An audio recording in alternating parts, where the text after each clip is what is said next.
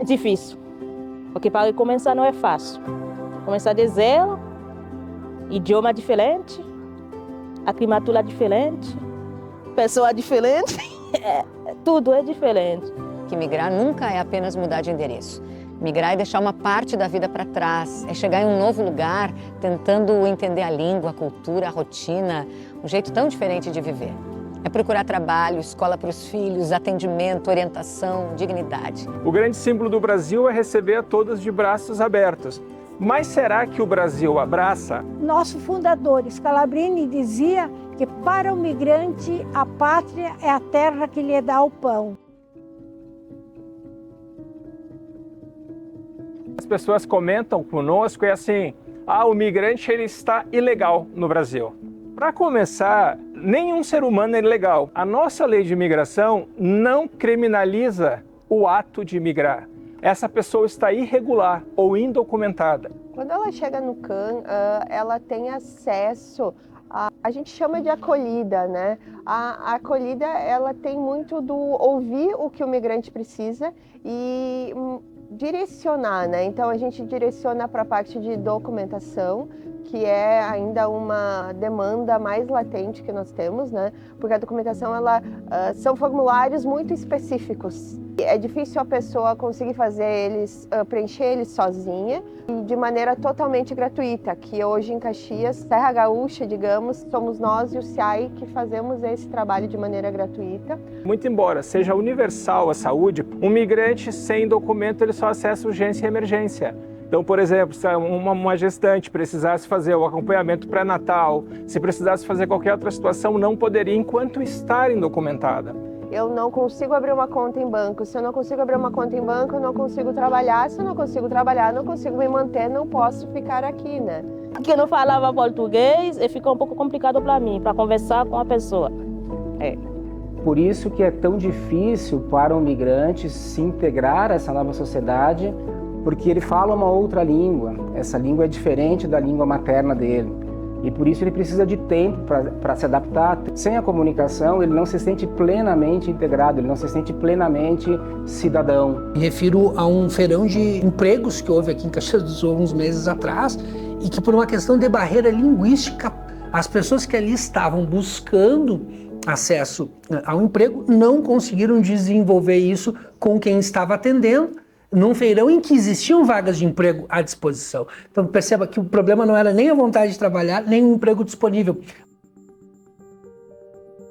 Para a pessoa migrante, isso é uma missão mais difícil, porque ela está sujeita a barreiras adicionais. Ela tem a barreira da linguagem, do desconhecimento das leis, mas especialmente ela não tem o círculo familiar, o círculo social próximo, que são aquelas pessoas que nos socorrem nos momentos de necessidade. Não é raro encontrarmos associado a condição de migrante com a submissão a trabalho escravo, por exemplo. A vulnerabilidade social é o combustível para que ocorra esse tipo de coisa. Promessas de salários altos, de muitos benefícios relacionados a deslocamento para outro local distante ou sem esclarecimento mínimo sobre que condições vai acontecer o trabalho. A gente fala muito sobre as crianças não têm planejamento migratório, as crianças são migradas, né?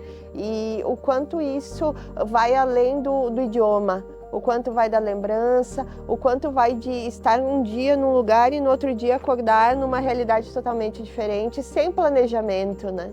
Mesmo que a criança estivesse acompanhada de um familiar, como não havia identificação, essas crianças eram muitas vezes separadas, levadas para casas de acolhimento, atuando em rede, com diálogos, palestras e formação de um fluxo próprio para atendimento dessas crianças.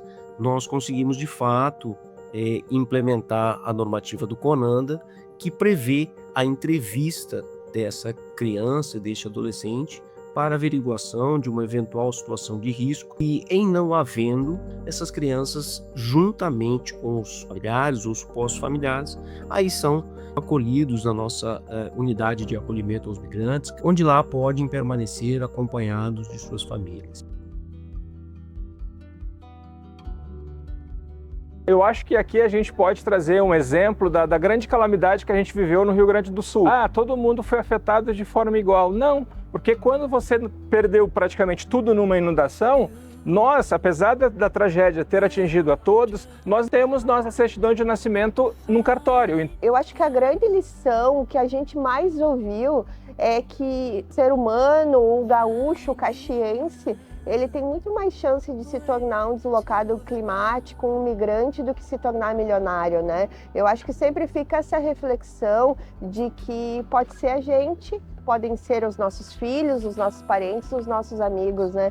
Os migrantes italianos que vieram da Itália para cá fugiram da fome também. Fugiram da fome, fugiram da pobreza, fugiram dos conflitos políticos, dos conflitos bélicos do século XIX na Europa. Os motivos não são tão diferentes assim. O que mudou foi o desenvolvimento do mundo, é outro, as sociedades são outras. Então, Caxias do Sul não precisa ter medo dos migrantes, mas deveria sim acolhê-los, porque eles têm muito a contribuir.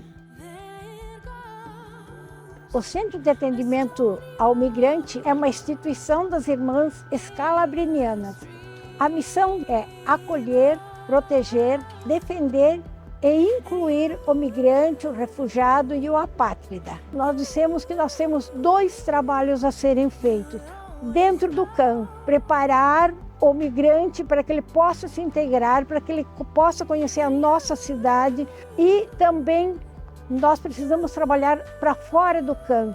A nossa comunidade precisa acolher o migrante. As pessoas que estão migrando, elas têm formação no país de origem, em grande maioria, né? Elas têm capacidades que a gente pode potencializar com cursos técnicos, cursos profissionalizantes. A gente trabalha muito em parcerias, Sistema S, Senai, Senac, Sesc, SESI, o Instituto Federal também é nosso parceiro, um curso de português, curso para indústria. Então temos parcerias também para a questão do EJA, né, que é o ensino de jovens e adultos. Nesse semestre, o SESI matriculou 1.200 alunos, mais de 300 alunos eram migrantes.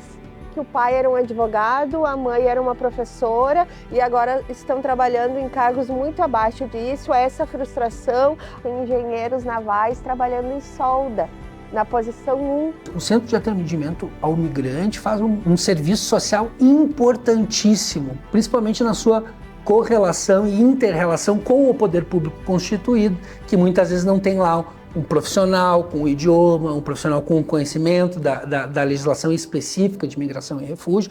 Portanto, se consegue fazer esse trabalho de mediação, auxiliando, né, materialmente e mais principalmente com informações essa população. Enquanto vereadora de Caxias do Sul e agora deputada federal, eu sou testemunha da importância do trabalho do Centro de Atendimento ao Migrante. Eu me lembro muito assim da experiência enquanto presidente da Comissão de Direitos Humanos, no acolhimento de mais de 400 ganeses que chegaram a Caxias do Sul durante o processo da Copa, que ocorreu no Brasil, e que nós tivemos trabalho juntos para garantir os direitos humanos. Estou muito feliz, enquanto deputada federal, poder trazer aqui para Brasília as pautas que muitas vezes estão lá sendo levantadas pelo Centro de Atendimento ao Migrante. Nós atuamos muito ainda no ambiente de não discriminação no nosso país, no Brasil. Não efetivamente no ambiente de inclusão, de considerarmos nossos irmãos de outras nacionalidades também irmãos brasileiros dentro do nosso país, porque é o que a nossa Constituição determina, é o que o espírito humanitário e a Declaração dos Direitos Humanos nos garante. Quando a gente bata no avião, que a aeromoça fala sobre botar a máscara primeiro na gente, depois cuidar dos outros, essa migração familiar, que são as mulheres que estão cuidando das famílias, a gente vê que elas ficam sempre por último, né? A gente vê nas aulas de português também, às vezes é o único momento que elas têm para elas. É sempre marcar assim, que todas essas mulheres que recebem esse trabalho, elas ditam o passo. Mas a gente sempre tem as que trabalham muito, porque precisam, porque tem tempo, e as que têm filhos menores ou que não dispõem de tanto tempo, elas se ajustam, né?